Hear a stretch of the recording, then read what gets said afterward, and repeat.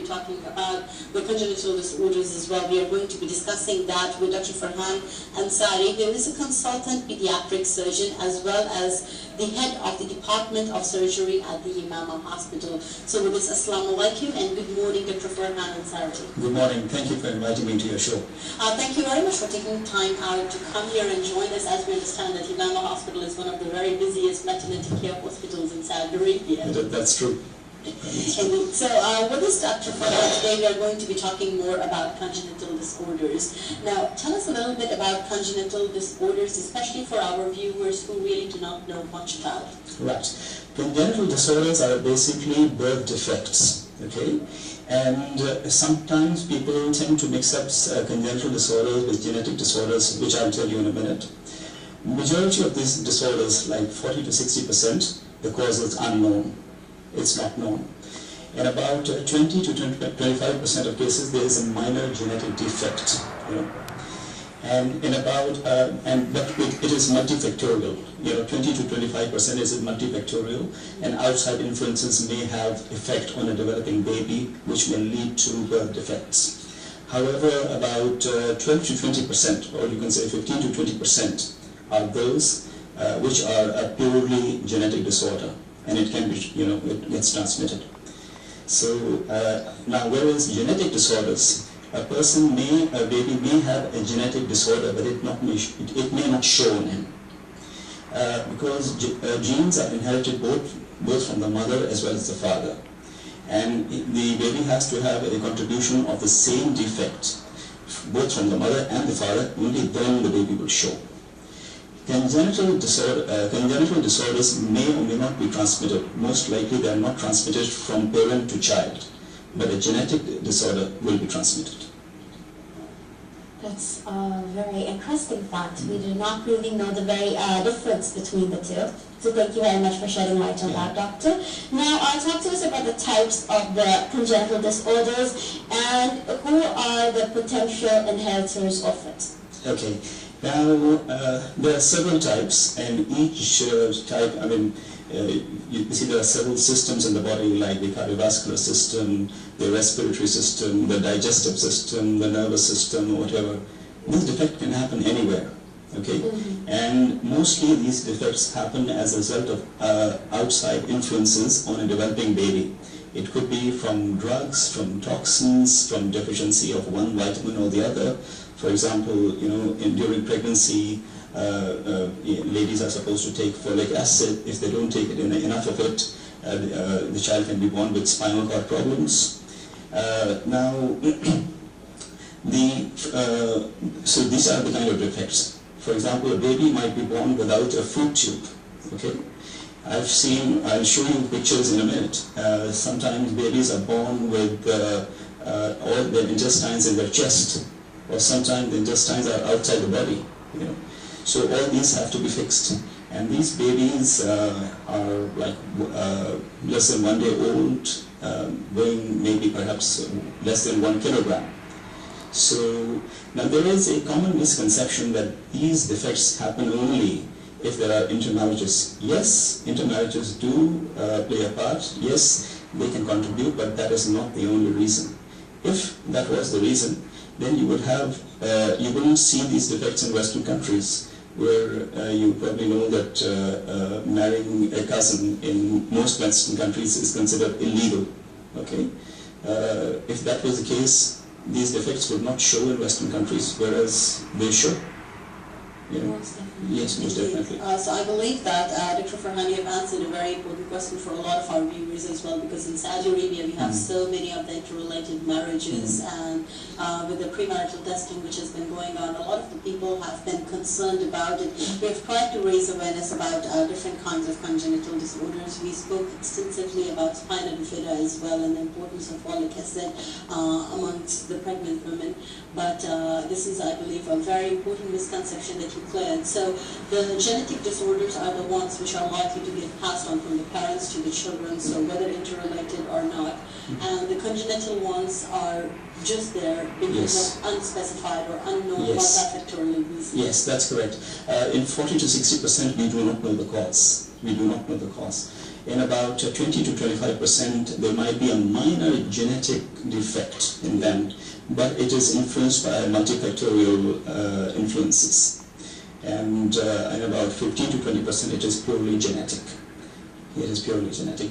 Now, I would also like to, because you see, I meet parents all the time, and I don't want them to feel any guilt that they did anything wrong or whatever. No, it's not their fault. It's one of those things which has happened. And I don't want them to feel bad or guilty that they sort of lagged behind in something and they didn't do enough for the baby and now the baby has ended up like this. Because a lot of these genetic defects can be repaired, they can be operated, and I will in a minute, so if you allow me, I will show you with evidence. That's what we are doing in Yalama Hospital.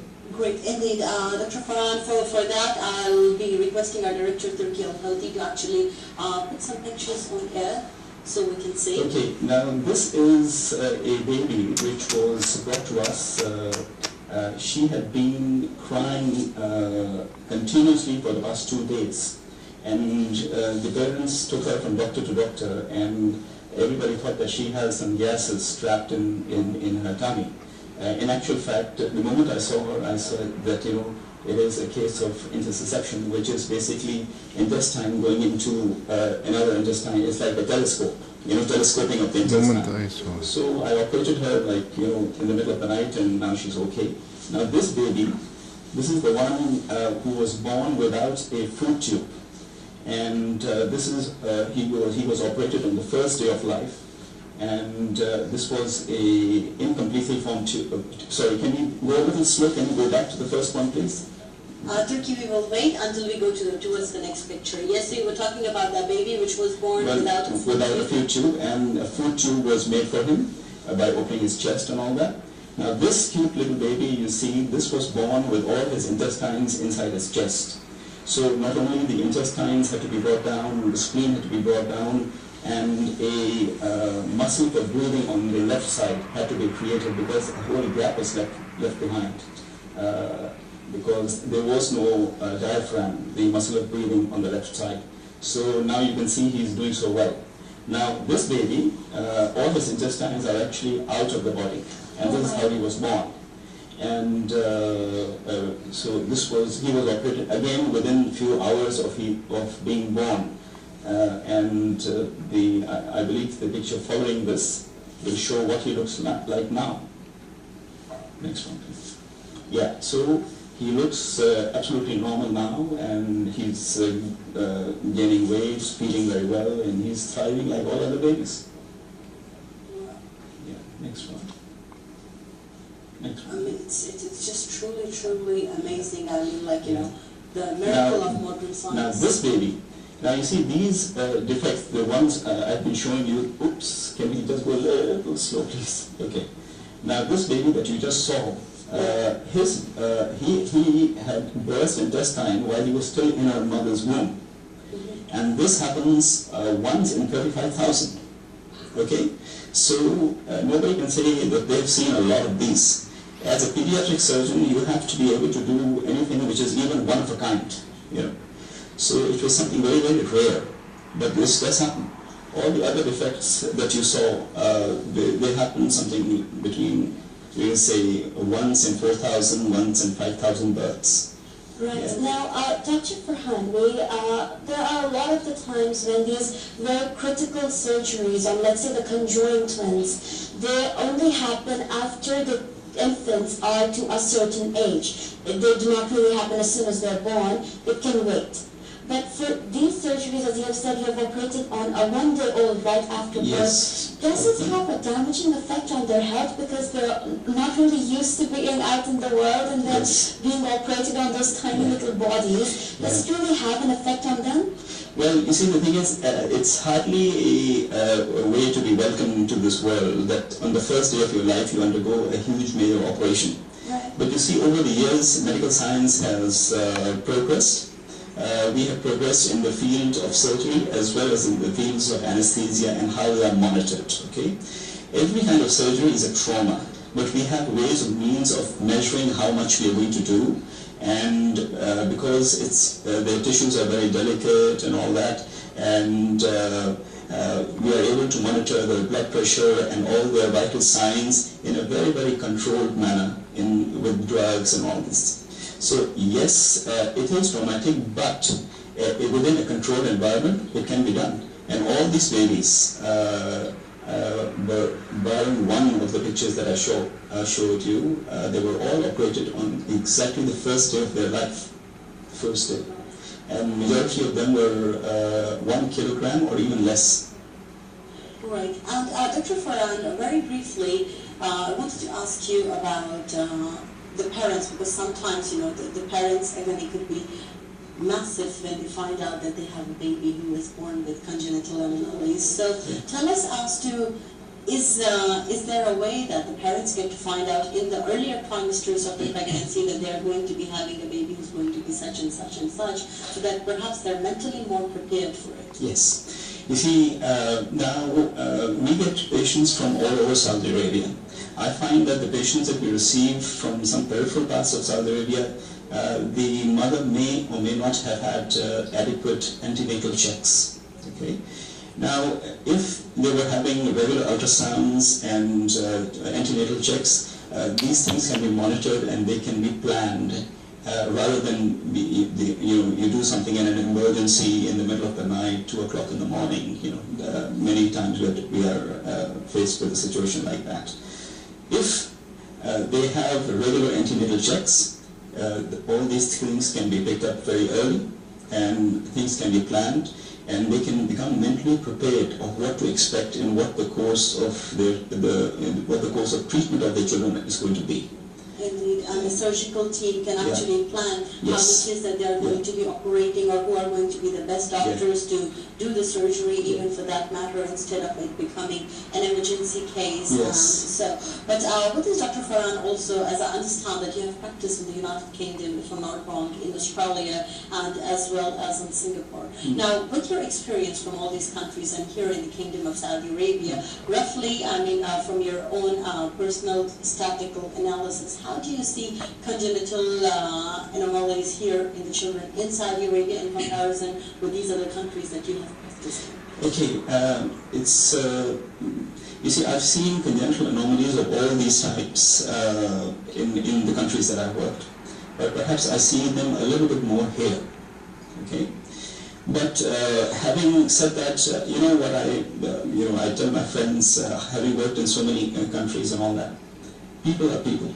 You know, it's the same cake with a different icing.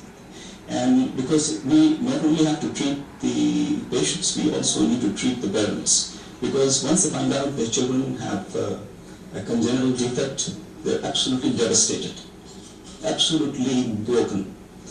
And so you have to mend the baby as well as the parents. So, yeah. And in Saudi Arabia, sometimes you get to see things that you've not seen elsewhere so frequently, but then we take it as it comes. Right, and Dr. Farhan, I believe, like one of the things in Saudi Arabia, which is not so common nowadays, but yet still, again, it is quite common, which is the young age of the mothers as well. Do you think that that has anything to do with this? I don't think that has anything to do directly with this, but I think it's a matter of coping if a problem like this occurs. If a girl is more educated and more mature and all that, she's able to cope with a lot of things. But some of the mothers I see, they are very, very young, and they are like almost like children.